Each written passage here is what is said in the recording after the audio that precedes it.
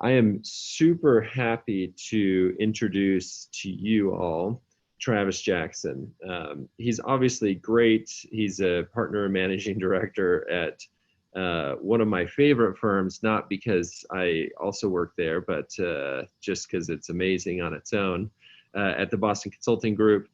He focuses in on the retail and consumer practice area, which covers a pretty wide swath, but everything that you would think of as retail, broadly speaking, and then consumer, which is everything that kind of touches end customers, not sort of B2B stuff there, and has really kind of honed in his expertise, especially on grocery, which we'll talk a little bit about here today as well.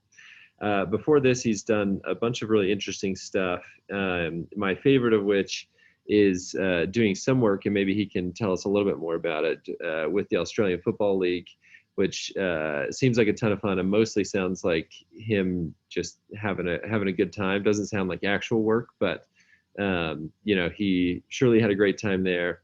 He's from Australia, but lives here in the U.S., and we're excited to have him. So, Travis, we'll turn the time over to you, and then I'll pick it back up at the end. Great, thank you. Let me and appreciate the kind introduction. I don't know about the Australian Football League and whether or not it was more or less work than what it is now. Can you see my screen there, Morgan? Yep. Excellent. I'm certainly. Thank you. Look, I am certainly excited to speak with you all today. And I have to admit, there's a somewhat new format for me. Let me see if I can actually make this bigger. There we go. We'll see if we can teach old partners new tricks. Yeah, exactly. Feel free to bug me with questions, and I'm not sure if I can see them as I'm screen sharing. I might be able to. We'll figure it out as we go. But I can be quite boring otherwise. I'd much prefer have a conversation with all of you. But look, this is a very rich piece of content. So let's make sure we keep it as facilitatory as possible rather than me just talking at you. But I do have a few slides that might be useful to help frame up some of the discussion too. I'll try and go through. I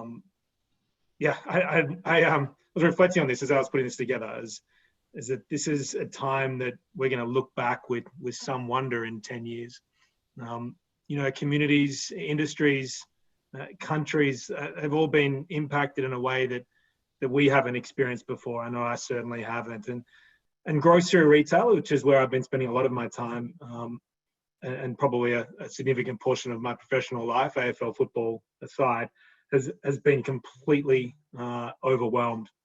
I actually had the privilege to sit on a bi-weekly call that BCG set up across the CEOs of some of the largest grocery and convenience retailers across the US, Europe, Asia, and also in Australia too. In order to, they were sharing information on how to deal with the pandemic when it first occurred, and as each week of the pandemic unfolded, we listened to stories of empty shelves. CEOs actively wondering out loud how they would protect their workers from and actually keep open. We heard about supply chains that couldn't cope with the unexpected demand, and then we heard these CEOs coming together and sharing out-of-the-box ideas on how these companies could rapidly meet the exponential growth in e-commerce. And look, we've continued to facilitate these calls. They're not every 2 weeks now, but they're once or twice a quarter. And I think I'm looking at the right-hand side of this slide, but it's been an extraordinary window into the adage of when in times of crisis, it's often the best way to discover how to do business. And look, there's so many things that we could focus on today. There's so many things, but I really wanted to focus on an area that's getting more and more airtime as retailers start to think more strategically versus tactically in responding to the crisis. And this was actually a topic on a call last Wednesday, from the CEO perspective. It's quite a large topic, and that area is range simplification, and why now more than ever before it's an ideal time for grocery retailers to simplify. So let me spend a little bit of time in diving a little deeper into some of the things that we've been observing globally in terms of retailers simplifying their offer, and I think one of the many reasons why I love working in grocery retail is that everyone can see this in front of them. And I'm sure all of you have formulated, not only from your own professional lives, but your personal lives, some of these things. So let me go through some of what we're observing. So in the initial stages, we saw SKUs being reduced up to almost 30%, particularly in categories like baby care, bakery, and meat. Oh, look, there's a Q&A. Hold on one second. How were they applied in a post-COVID? Oh, that's from you, Greg. We will absolutely get to that question. Let me get back to it. Okay. Hey, Trev, just for programming's sake, it's I'm happy to do the triage and the Q&A, so you can kind of just focus on the content, and I'm happy to chime in when things are there, so you don't have to bounce back and forth. That would be much appreciated. It's almost like I've employed you, Morgan. Yeah, you can pay me post fact. I'm happy for that. Very good. Look, that's some of the points of fact in here. Frito-Lay, they stopped producing approximately 20% of their lines back in March. Equally, I think once categories were simplified, production was ramped up on the essentials. So UK supermarkets, we saw and we heard on these calls were some of the leaders in driving really rapidly increased availability where it was needed most. And then I think that the other point was that larger sizes were rapidly introduced to satisfy demand more effectively and more efficiently. And you can see some of those examples here across some of the CPGs and also Tesco. Let me keep on moving through. There we go. Oh, I need to go back. There we go. And then even as that initial rush of the pandemic has settled, and some of you may have seen this already if you've got access to it, but this is just data from Nielsen, and Nielsen is seeing SKUs down approximately 7% relative to last year in the USA. So there is potential that the trend that we're seeing here is here to stay. And I guess the question that begs to be asked is, and I think Greg was asking it too, is this a continuation of a broader trend, or is this something relatively short-lived related to COVID? So I'll leave that as a rhetorical question for the time being, and we'll get back and start to think about them. Hey, Travis, we've got a question on that last slide there. We see a pretty wide range, everything from baby care down to produce, with some kind of interesting different categories across there. Do you have a sense of why baby care was rationalized much more than some, say, pet care or produce? I know alcohol, we got to keep that on the shelves, but the rest of it, why do you have a sense that some was more impacted than others? Yeah, so it's a great question. And in my sense, it was an element of commoditization and a relative need that people would switch to whatever they could get their hands on. So you think about diapers and you think about baby wipes and some of those elements, as production of those lines and those elements were put under pressure, we even saw in the US baby wipes are being substituted for toilet paper. I know Australia, there was all sorts of things being substituted for toilet paper in that time, but those types of categories probably lend themselves a little more to having a level of SKUs being reduced. That makes sense. Versus where you can differentiate your product. So from a produce or pet care perspective, look, there's probably multiple reasons, and again, this chart is going towards a longer term trend as well that we see. So, the other element is baby care, and some of those other items are probably a little easier to capture online, or some of the pure plays that supermarkets and in the traditional sense and the shelves are probably not competing as aggressively anymore. Whereas produce, even though there's some SKU reduction there, which is also needed, it's probably relatively less. You're looking for more differentiation from that perspective too. Yeah, I think that makes sense. And Stuart from the crowd brings up a good point that it could, well be out of stock issues that sustained, and so it's just harder to get baby products on the shelf. And so it makes some sense. Yeah, and another great point. I mean, tobacco which is right there, right? We're rapidly decreasing tobacco overall. This is not a COVID thing. This is the fact that sales of tobacco are declining. So what's the point? Like, we're not going to differentiate in tobacco anymore. Everyone's cooked 2.5% decline in sales with their budget. I haven't seen a retailer that's much different to that, if not more. So Yeah, I mean, makes sense. there's some pretty longer term stories in some of these. So I'll keep on going. There's a number of, and this is two parts. I'm going to explore first that there's a number of evolving consumer behaviours that I think have been postulated as the cause of increasing SKU simplification. And two clear ones that we've got here is a bias towards convenience. And I think, on this, given our own behaviours. So, and some that were absolutely, my town in Melbourne in Australia is in lockdown, that we are spending more time locally, and nobody wants to spend more time than they have to lurking around the grocery aisles near other people. We want familiarity, we want to find things quickly, and we want to get out of there. And that leads into a preference for convenience or familiarity reinforced that by online shopping behaviours. And so targeted research and targeted search and repeat baskets and the like. And then at the same time, consumers are shifting brands more during COVID, likely first and foremost due to availability. But in that goal, and I know that I'm certainly one of these customers, and we certainly see this in the data, but that goal of doing one large shop a week, in particular, if you look at that on a more of a micro level, I know now that I'm not fussy about what brand of canned tomatoes I'm getting any longer, so long as I can get them when I'm out shopping and I can do one trip.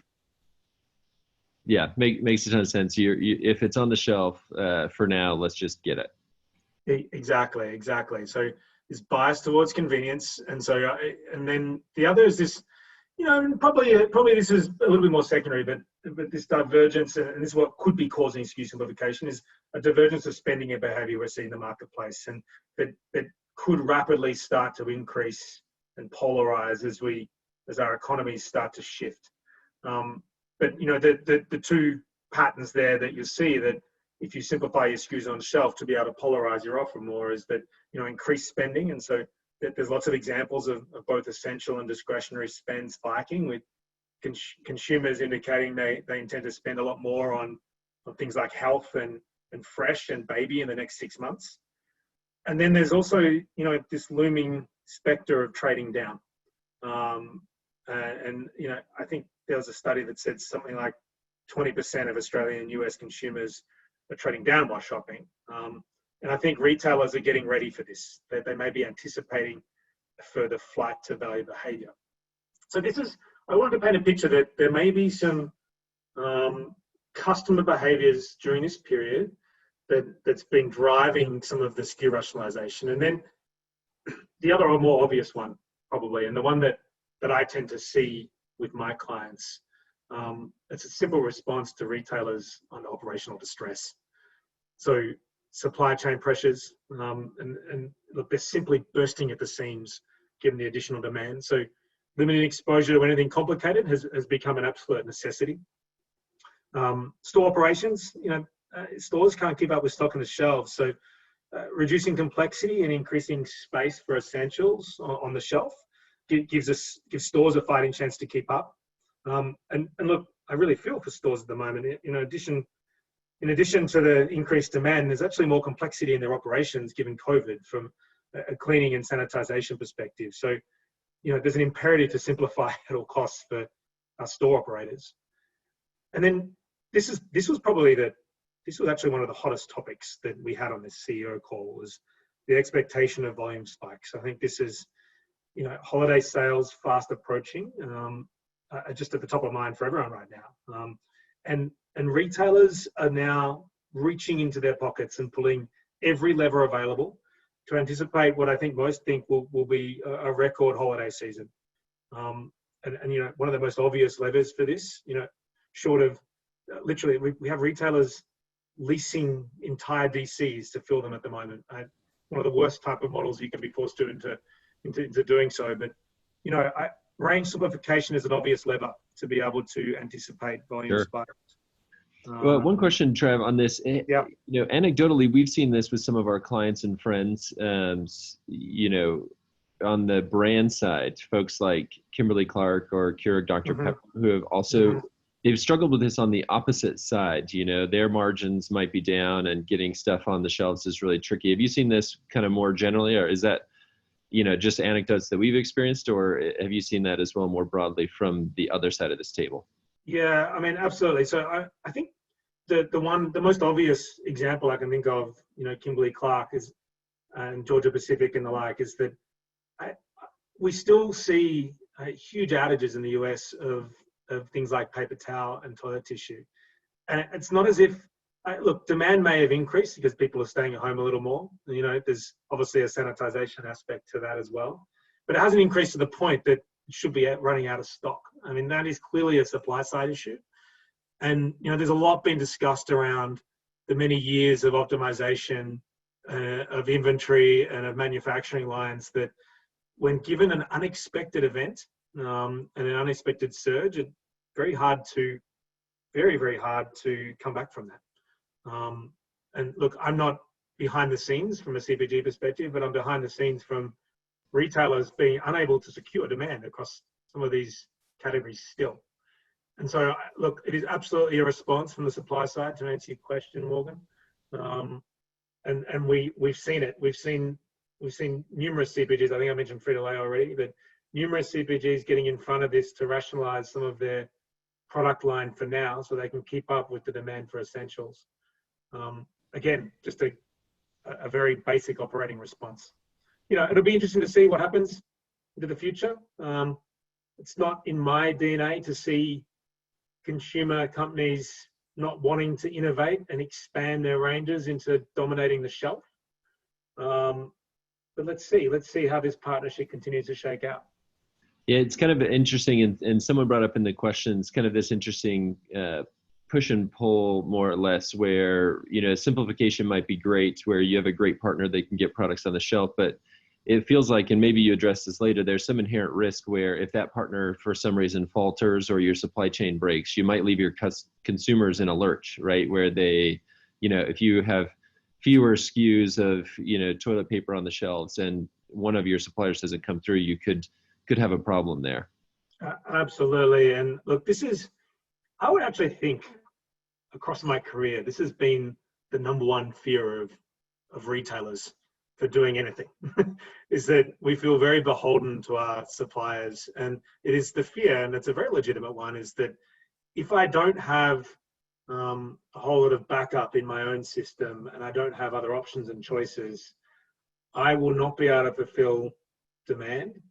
And therefore, I need to make sure that when I'm in a bind, I can actually get this done. And I often, as a consultant, maybe I can be accused of not truly understanding what it's like to have a supplier, late on a Tuesday evening before an ad drops on a Wednesday, come to you and say, "Hey, we're short. Unfortunately, you're going to be out of stock." The amount of stress and the amount of tactical leeway that's required in order to be able to make that happen it's absolutely true. That what doesn't tend to happen enough, though, will be my counter, is taking a step back strategically and actually really thinking about how do you maintain your most secure supply you can. It is by being the most trusted number one partner. So I always talk about it with my clients around being top of the totem pole. And so if you're not top of the totem pole across a swath of retailers that a particular company is probably supplying, you're not going to get the prioritization when there is a supply issue. And so if you can continue to play the game of juggling 15 suppliers when you could have 3, you're going to be nowhere near the top of the totem pole. And actually, we find that you'll be in more trouble from a sales risk perspective and an availability perspective than what you would with all the backup in your own systems. Yeah, it makes sense. And what if you were to kind of just generalize, because I know you've got more content to move on, what does it take to be top from your perspective on the retail side? I know the brands would say, buy early, buy often, and pay more money. But what do you think from the kind of retailer perspective? How do you get on top? Volume and space on shelf. Simple as that. That you're a priority partner of mine, and you are going to take up the majority of my space on shelf, volume, promotions, and otherwise. So I'm gonna prioritize you. Yeah. Takes on different. That's a very polarized. You could take that. Don't take it too literally, but incremental elements of prioritization matters. No matter how big you are, as well. No matter how big you are, it's competition on your shelf from the status quo. You're not competing against another retailer for a totem pole perspective necessarily. Yeah, makes sense. Super simple, but always easy to overlook. Yeah. And look, I do something I'm going to address a little bit, and I do put this on.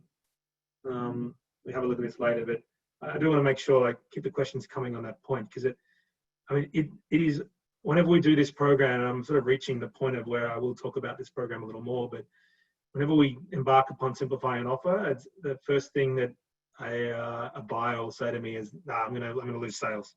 I'm gonna lose sales. I'm not going to do it." Anyway, I will get into that.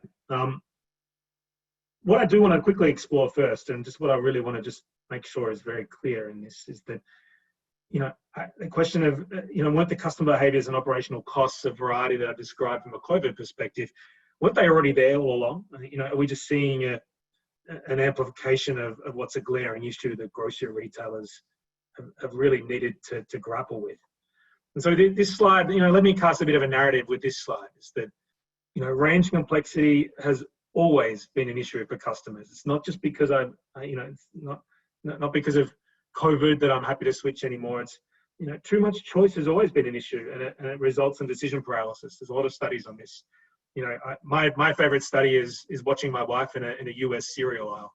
It's extraordinary the amount of time that she'll go up and down and have a look, and quite often lead to not actually purchasing anything. It often puts the customer off altogether.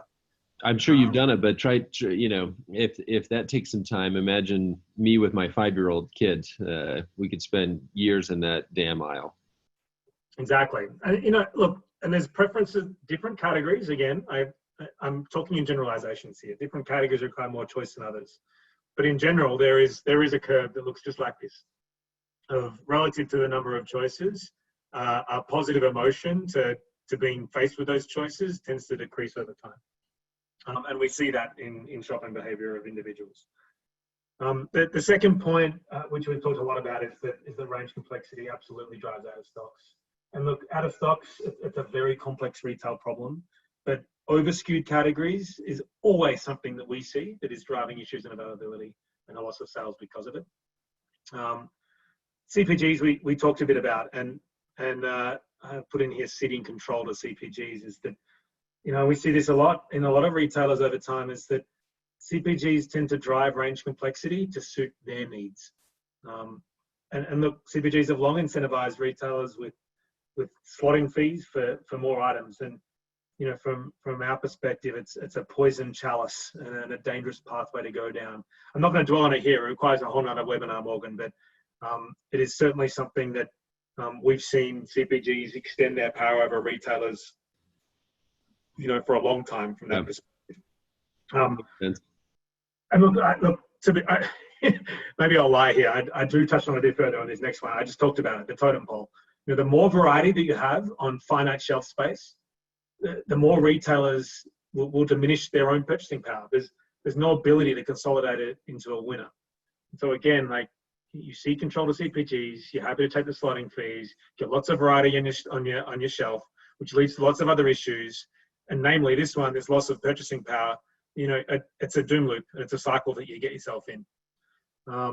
Store operations we've covered, and obviously they're amplified in COVID, but what I will say is that it was already there. And it's a huge conversation here in the US, rising minimum wages. I think for the last 3 years, it's been, the number 2 or 3 issue that I always hear from retailers. It's what am I going to do about when minimum wage comes through? So, complication, and from a store ops perspective, it's already been a large concern and a driver. And then again, I've touched on supply chains, but it hasn't just been during COVID. I think I'm employed, and so many of my colleagues are employed because of this. It's amazing how often we are brought in to review a long-term network supply chain or network plan. to understand what is driving a high working capital. And again, it's almost a rally cry by now for this call. It's so often driven by SKU complexity and having too many SKUs. I might skip over this, Morgan, if that's all right. But this is just simply targets are just a really great example, and that they've been simplifying all along. COVID amplified the need, but targets a really great case study. And so in a company that is doing extraordinarily well now, I know we look at it from a TSR perspective, they are in the top quintile of performers at the moment in a relative peer set. And their journey, a lot of it's been underpinned, simplifying their range and simplifying how they've been presenting that to the customer. So that, a very strong pathway, and something that we've certainly admired from afar. So the last couple of slides before I maybe open up into a few more questions, and I guess what I'm really want to do is engage in the type of program that we run. And I'm not running an advertisement, but I did want to give you some perspectives on how simplified offer, when done correctly and when done carefully, can run. So, these are the 4 key areas, and we've talked about some of the issues, but the key buckets for retailers, and the value for engaging in some sort of simplified offer program are these 4. So first and foremost, and I think this is really important, and it's really important to underscore and underline, this is about the customer. It should always be about a better customer experience with aisles essentially that are easier to shop, better availability for what the customer wants, and over time, a really positive impact to top line sales. So number 1 is that this is a sales program. It is not all about driving efficiencies. It needs to be customer led and customer based. The second, it's about a more efficient supply chain. So less cash held in inventory, freeing up warehouse capacity, and essentially deferring the need for capital. The third clear bucket of value, and which I've touched on a little already, but a successfully implemented program always focuses on a discussion with vendors. There are clear winners and losers from simplifying on the shelf, and it becomes a clear input into your decision-making process. I'm sure there's plenty of you on the call that are engaged in these types of conversations and these types of efforts with vendors and suppliers. It's fascinating how actually running a program like this that is backed by very rigorous data and also rigorous trial, retailers can really take the power back, if you like. Is that, instead of being beholden to category plans that a CPG company will come and offer you, you can actually drive and essentially drive that plan yourself and give it with data of how you see a customer, performing in that particular category. So, it's a very, very clear program that can really change the conversation with your vendor community. And then finally, but still importantly, there's this value to simplifying store operations. It's not just efficiency in the labor model, as we've written down here, but obviously the other important benefit of reducing complexity, particularly in fresh categories, is a reduction in waste and loss in slow-moving items. Yeah, we've seen that a ton, especially in grocery, where they're really figuring out how to get stuff on the shelves and being able to do that, but B, seeing a huge uptick in buy online, pick up in store, or I guess more common for grocery is pick up out front of the store or have it delivered to your trunk. And being able to reallocate some of that labor to navigating that has been really, really huge. And I'm sure a lot of that capacity is freed up by having a simpler SKU footprint and less work on the inside to do that. Yeah, absolutely. It's actually a really nice little point that we've started to see more and more as we drive some of this program, is that you can reduce complexity on your shelf, yet you can still offer your customer base the capability to be able to, if they would like to pay for it, to be able to get their ultimate choice or whatever it is that they want otherwise, through shelf extensions and, through online. And so, although online, simplification online is also, I'm sure that will start to become, more of a buzz topic as retailers start to consider it more. It isn't, we tend to assume it away in some of these programs. There's far more easier benefits to go after. But you can still offer customers the capability to be able to pick up an item from a more consolidated area, or to have it delivered to them as well. So it doesn't necessarily mean that you reduce choice overall. Love it. So I'm going to move on, and we touched on a bit of this already. And I put there, I said, number one is right up there. Is, we hear a lot of skepticism in the program, and again, that concept, if I take out items, I'm going to be removing sales, is one that we hear a lot. And I think linked to that, there's always, for some reason, I always find myself in these very tactical discussions on really loyal items, and how how loyal item X, like I put down cento anchovies on this one, but a loyal item drives a very large basket. Listen, if somebody's leaving the store over cento anchovies being out of stock, I think they deserve it. They should just leave. That's. But I'm telling you, Morgan, is that the canned fish buyer will swear black and blue that that's exactly what's happening.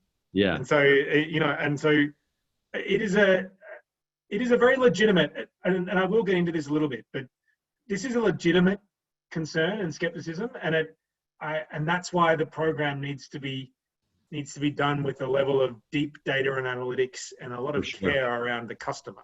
So yeah. I agree with you to a point. Is that probably aren't leaving because of the cento answer. But you know what? Let's understand who is. And let's actually do the research to understand, is that a valid point or not? If it is a valid point, if we do see that cento anchovies is a considerably loyal item and you're going to lose a demographic, you wouldn't touch it, even though it might be your lowest seller.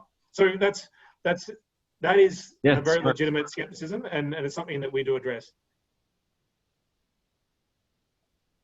Sorry, Morgan, I didn't. No, I was saying, yeah, that's smart. We've had a few grocers in particular going through similar type of stuff with kind of maybe more obscure categories, and I think your point of saying, hey, let's dive in and get the data on seeing that is super helpful to get folks over that hump, so to speak. That's right. So and there's easier wins. If there's a battle on cento anchovies, but you have 53 types of tinned tuna, and we're willing to go down to 38. Let's go chase the tinned tuna. Yeah. So we always set up category matrices relative to each other. And so, if we deem that the category's got an important role, or, from a role of that particular category and what type of offer it should provide, we then go and have a look at it relative to each other. What is the dead net profit or productivity of that item from a dollar perspective, from an end-to-end, including store operations and including supply chain operations? And then you map that against the relative loyalty of that item. And so if you picture that matrix, and I didn't include the matrix in here, but if you picture that matrix, that tends to be how we prioritize where we would keep or potentially have a conversation about delisting an item. Yeah, makes perfect sense. And then, the third one here is, I'm going to lose funding from my vendors if I even consider removing items from them. And, this one, I always, the proof is always in the pudding. I'll always say is that the first element that I would always address to this level of skepticism is that there is always going to be someone else that will take the space in the shelf, or take the space from a funding perspective that someone else is vacating. So, the very simple math of it, and trust me, I've had to explain this a number of times, is that just because you delete a an item doesn't mean that if someone else purchases another item that has got the same, it's got 15 cents per case on it, and the other one's got 15 cents per case on it, you're not going to lose any funding. It's all relative to if you believe you're going to lose sales. Whereas, the more important area is that goes into your decision-making process and what items. Productivity per SKU is a factor of dead net profit, which includes gross margin and funding. So you would make the trade-off based on what are your most productive items in a sales and funding and ultimately dead net cost perspective. So it is something that is an input into the program, and you can get vendors to provide you with new inputs to say, hey, I don't think I want to be removed. I'd rather move to the right on your matrix. So can I provide some additional funding in order to secure my spot on what you need from a productivity perspective? So that's something that we're very cognizant of. And again, I'll reiterate, in our experience, you don't lose funding, you actually gain. So, typical gains of 1 to 1.5% on top of, even prior doing this program, on top of another 2 to 2.5. So, you can make significant gains from doing a program on vendor funding. That's a big move. Yeah, huge. And the reason why this is so huge is because it's so real to a vendor. This is not a threat. This is, I'm doing it because I need to simplify it. Unless you've got any other information that means that it's going to improve my own efficiency, I have to remove it because it's a drag on me. So, for me, it's this concept of retailers taking the power back. This is a very much a personification of that. This is not bluff. And then finally, I think the last one is, and still importantly is, we do range reviews every year and remove items that aren't selling. How is this any different? And I think I'm going to go through some principles on the next page, but this is markedly different in the fact that, the first thought is that this is truly end-to-end, is that you're doing a full end-to-end review from a cost perspective per SKU, and you're getting input from multiple stakeholders. And sometimes we find that it is input that, groups have never gotten together before to discuss, item X is a real drag on my store operations. It means that, when I have 50 items versus 12 items, it makes it incredibly hard for me to fulfill my shelves. Packaged salads is one that we always find to get great engagement from a store operations perspective because of this. Equally, when we go and walk DCs with the supply chain operators and with the merchants together, you start to hear it's like, you know what? Having all these varietals of eggs is my living, waking nightmare. And so, we start to actually hear and understand what complexity does up and down the value chain. And so you get a far different perspective on what efficiencies could mean. So that's one major difference to end of year range reviews. And then the other is, I would say that this is a more fundamental shift. This is about fundamentally changing and simplifying your offer. It isn't let's take out 12 items and replace them with innovation and slotting fees from another. This is far more fundamental and essentially a different way of looking at your category. Are there any others, by the way? Is there any other? It's probably a good point to pause here, Morgan. Any other skepticism? Any other? As you start thinking about simplifying, maybe in some of your own businesses, what other things make people worried or concerned? That's a great question for the folks on the other end. Yeah, feel free to type in on there. We had some. I wouldn't say they're super skeptical, but one good question on there, which is around like, well, how even do we get going? How do we get it right? If your target, that's fine. They have a great buyer and, for every niche category. But what if you're, a 10 location grocery store chain or a small C-store chain or what have you? How can you ensure that you're getting this right, that you don't kind of screw up this value equation with the consumer and with your trading partners? How should we think about that? Yeah, it's a great question. So two things. One is, the data will always set you free. So, having a and understanding, just because you're small doesn't mean you can't have a great understanding. Maybe when you're smaller, it's actually easier to get a great understanding of, from a customer-led, data-led, objective fact base on what is actually occurring in your category. And then the second point, and Morgan, this is probably why you love me, but try it out.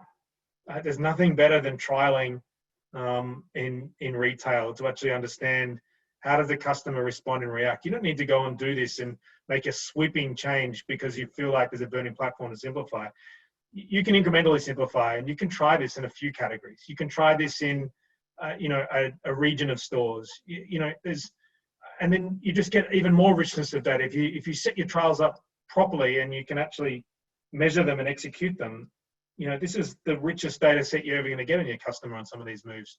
So that would be my overarching thought to that question. Yeah, no, it makes sense. And for the record, we love you for a lot of reasons. That's just one small reason. That wasn't just my accent. Good. Look, I've got 2 slides remaining, and again, butt into some more questions. But I did want to touch on, and I probably touched on all of these already, but some key principles of I didn't want to go through and bore you with our detailed methodology. I'm happy to, if you'd like to reach out to me, I'm happy to take you on this one-on-one if anyone would like to do that. Morgan, you can help facilitate. More than happy to talk about exactly how we do this, but I wanted to touch some key principles. One is I can't stress enough, and I'm going to stress it again, always start with a customer. What do they value most? How do they behave given different category situations? And then how are their decisions made? And this is, again, underpinned with deep analytics. So, the things on the top of my head that we typically utilize are any type of loyalty metric. You don't need to necessarily have a loyalty card to do that, by the way, but any type of loyalty metric.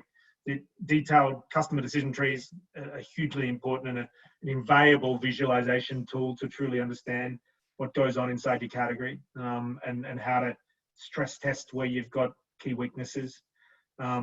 Response to promotional activity is a really important one, and particularly in the US, where there's such a high-low environment as a response to Walmarts and the others, very important to be able to really unpick your categories from a promo perspective. And then I've already talked about this end-to-end margin productivity per square foot, but they all input into building this range. And it's a far cry, and the danger is that let's just go cut the tail. Let's go cut the items that I don't feel like that sell. That is your surefire way to really screw this up. Lots of examples of that over time. I know Walmart are actually guilty of doing that.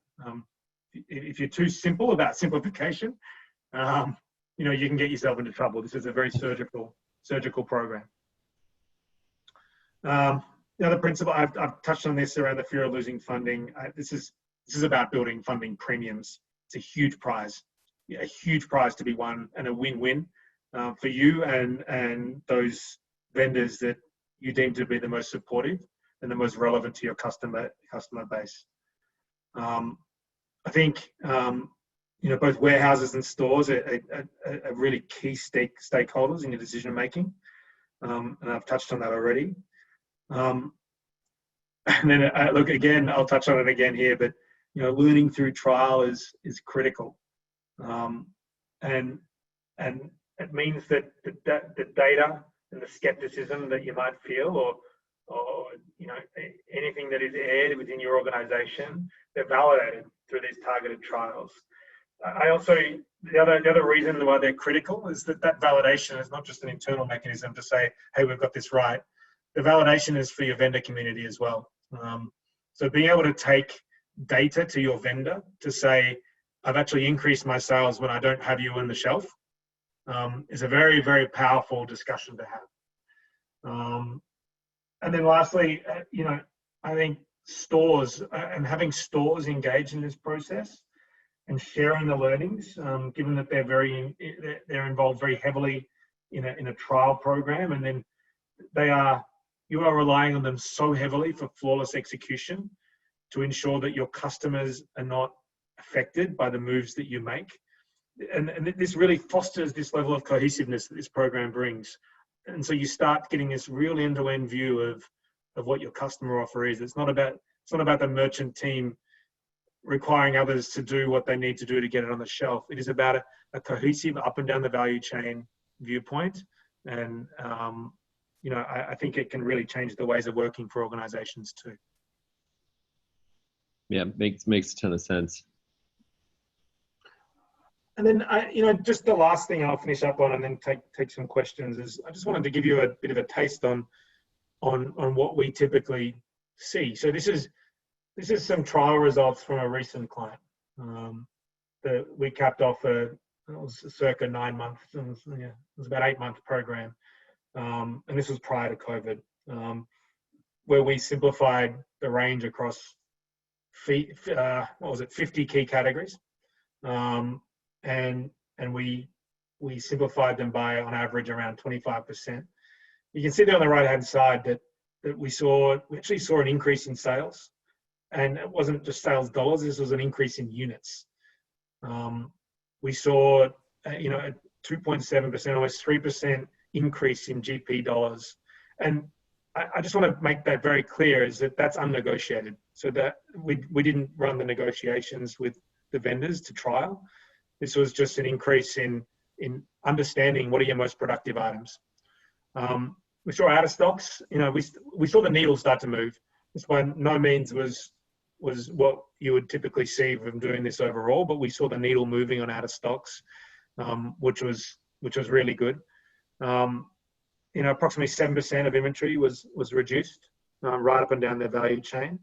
And we had $5 million of savings in labour projected across the trial stores. And so it was a very positive story, and admittedly this one was tough. There's a lot of skepticism, but if all of the trials we saw on our platform worked this well, we'd have millions of happy people. This is more than it working well. This is really knocked it out of the park.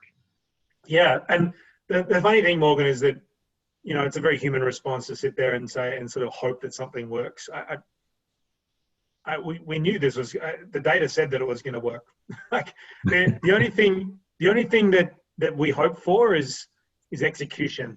Sure. So that's probably a principle that I probably should add to that in the future. And just in reflection, is that the thing that we were most unsure about was, could we ensure that we had the stores, ensuring that there's adherence to planograms and adherence to the plan of what was going on, and being very prepared to be able to talk to customers about this. And there's so much work underneath this around communication to customers.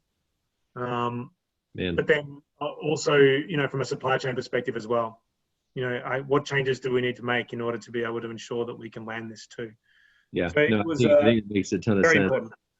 Yep, makes sense. And this is super impressive. And you can see why somebody on the outset skeptical. They have, someone internal, or they have these fancy BCG consultants saying like, hey, no, we're going to cut some SKUs, a ton of SKUs actually, while driving units and better margin. And we're going to save money on labor and, all this great stuff. But really, really powerful to see it all kind of come together and thread that needle where all of these different benefits kind of self-reinforce and reinforce their neighboring benefits. And this is, like gold standard. And I think what can happen when you get this right.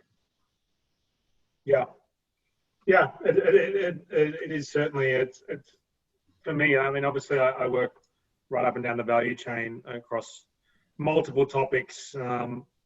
But this one's a real favorite of mine because it really is end to end. And the results are just so tangible. And they're just so needed. I didn't show some of the charts. I have to cut some of it out, but we typically see charts of different retailers and just how many SKUs they have per square foot of space. And it's astounding. It's just astounding. And I think when retailers understand what they're doing, it's, but I also sympathize. It's very hard to unwind. It's really hard to unwind, because of the fear of losing sales, the fear of vendor funding. And, when you don't feel like you have the control because you don't have the data at your fingertips, you don't have the capability to sit back strategically and say, what am I going to do here? You barely have the time to scratch yourself as a merchant. I think that's a lot of the power I think that we certainly bring Sure. to the table from that perspective. And I know The nice thing I'd people say like probably yourself, too, too. yeah, right now you're the good news to kind of close the loop from the pandemic is you're kind of being forced to make a lot of these decisions. So now's the time to kind of optimize it and get it right while, the stakes are a little bit higher, but also you're being pushed a little bit harder to make it happen. So. Yeah, that's right. That's right. And again, the message from this is that for people to take away is that, it's always been here. This cost of complexity has always been here. And you're right, Morgan, is it's only been amplified. So those costs are becoming very real from a COVID perspective. Yep. And so, that's why we've concluded in the paper that we wrote that I think was part of this too is, it's there regardless, but now given COVID, there's an even greater burning platform to start thinking about some of these things. Because you need to pull every lever you have available in order to be able to make it through this time. Yep, I think it makes sense. We've got about five minutes, and so I want to do some rapid fire Q&A. We have a few questions here that are outstanding, so I'll kind of ping you with a few of these. And I think actually we'll start off with Emerson's question where they ask, is there an inflection point to where you have too much rationalization? Like, they reference Costco having 4,000 SKUs. Is that too rational? Have we taken too much out of the system at that point? Or how would you think about making that kind of call? Yeah, absolutely there is. And so, that's why it's a very fine balance is that, you don't want to compare yourself with other retailers necessarily from that perspective. You need to be like for like. So if you're a club retailer, if you're a Sam's Club or a BJ's, yeah, you should absolutely be referencing yourself against a Costco from a customer offer perspective. But yeah, you can get to a point where you take out too much and all of a sudden, you remember that chart that I think I showed back here? You're going to find your customer experience is that if you don't give me enough choice, I'm not going to have a level of positivity about it. That'll change per category, but absolutely is an inflection point. And, I wouldn't want to put an absolute figure on that because it depends by category. It depends on your starting point. But that is, again, another one of the reasons of truly understanding the data in your category and then trialing it to see. You can probably make the conclusion if you probably cut a bit deep if you see your sales declining. Yeah, no, it makes a ton of sense. Sukesh from Bed Bath asked a couple of questions here, and I think I'll pick up one of these. Have you seen, obviously during COVID, forecasting and demand is supply forecasting is really tough. Where have you seen? Is this a benefit to this kind of rationalization work where it makes forecasting a bit simpler, or does this complicate it in some way? What do you think about that?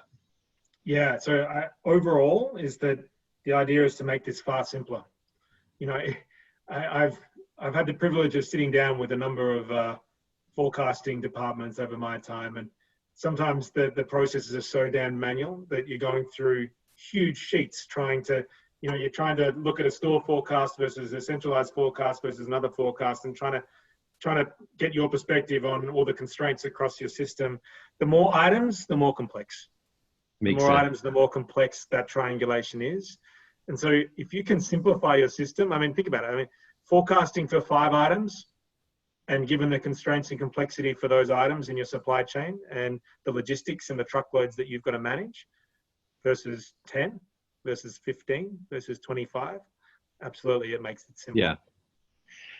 Christian asks, hey, super interesting on grocery, and I'm not sure to the extent you'd have this insight, Travis, but have you seen this in like restaurants or other kind of industries, bearing out there as well?